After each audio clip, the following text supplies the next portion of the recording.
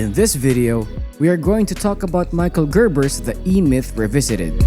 If you or someone you know has started their own business in hopes of becoming free from their job, but only ended up feeling more stressed as they try to manage their business on their own, then you've come to the right place. By the end of this video, you'll have figured out how you can become an entrepreneur and finally set up a passive income system that works for you. Welcome back, Money Masters.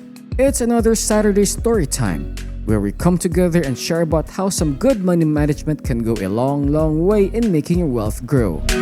As we mentioned earlier, today we are going to be talking about Michael Gerbers' The Emyth Revisited, which will help you figure out how you can become an entrepreneur and finally set up a passive income system that works for you. But before we dive in, I just want to let you know that on Saturday, we will be discussing the 5 best high-yield savings and checking accounts of 2022. So if you don't want to risk missing out on that episode, make sure to subscribe to our channel and hit the bell icon so that you can be notified of our next amazing video.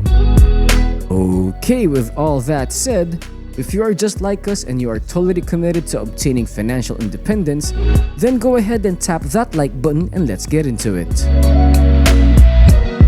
If you've ever considered leaving your day job because you feel like you have marketable skills or you think you're able to create a product that a lot of people will love, then you should consider picking up The Emyth Revisited by the man many people claim to be the world's #1 small business guru, Michael E. Gerber. Gerber's book is a work that talks about how a lot of distinct factors can get in the way of running a successful business and how up to 80% of small businesses get caught up in these problems and end up failing as a result. The Emyth Revisited goes into detail about these common assumptions, expectations, and business pitfalls, and elaborates on how you can avoid these traps and create a successful source of passive income by focusing on building a business that relies on systems, protocols, and processes rather than the people working these positions. In this video, we are going to talk about what we learned from Gerber's wonderful book so that you can also learn how to create a successful and long-lasting business. Build a business that does not depend on you. In his book, Gerber says that to build a business that depends on you is to not own a business. Instead, you only created another job for yourself, and in a way, it is the worst job in the world because you're working for a business that dies with you. Building a business that provides a great service or produces an impressive product without your input should be the main goal of a business owner and entrepreneur. You should work not to create a product or render service but build and establish a system that creates the product or renders the service for you. Finally, you should work to build to the point that you can eventually remove yourself from the equation. If you want to build a business, say a restaurant, you should not work at the restaurant cooking food and serving customers yourself. You should build a system with its processes, cultures, and ways of doing things and hire people to do the hard work for you. How to build a system-dependent business.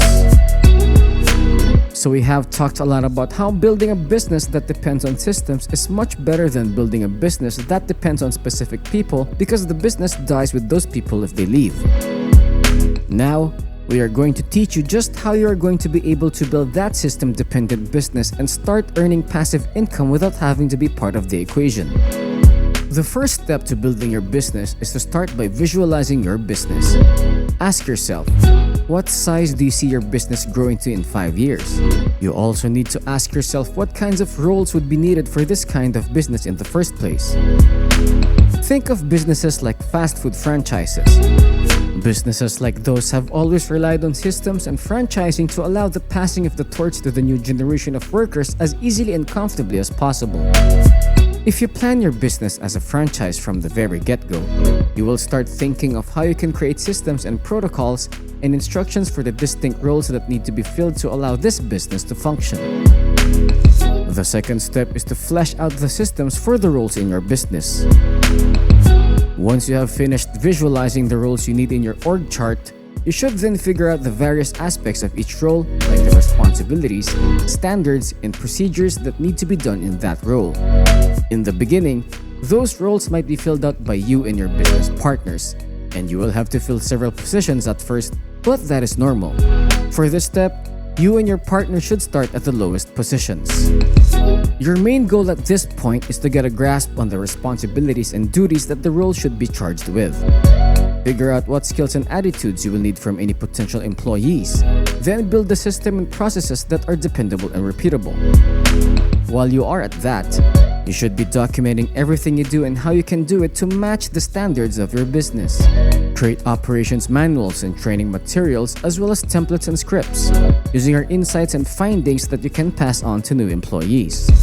The important thing about these materials is that they make the process of passing these responsibilities to other people as smooth and organic as possible so that they can work with the system you built. The third step is to move up and keep at it until you are back at the top. Once you are done building a system for the lowest role, the next step is to move a position higher.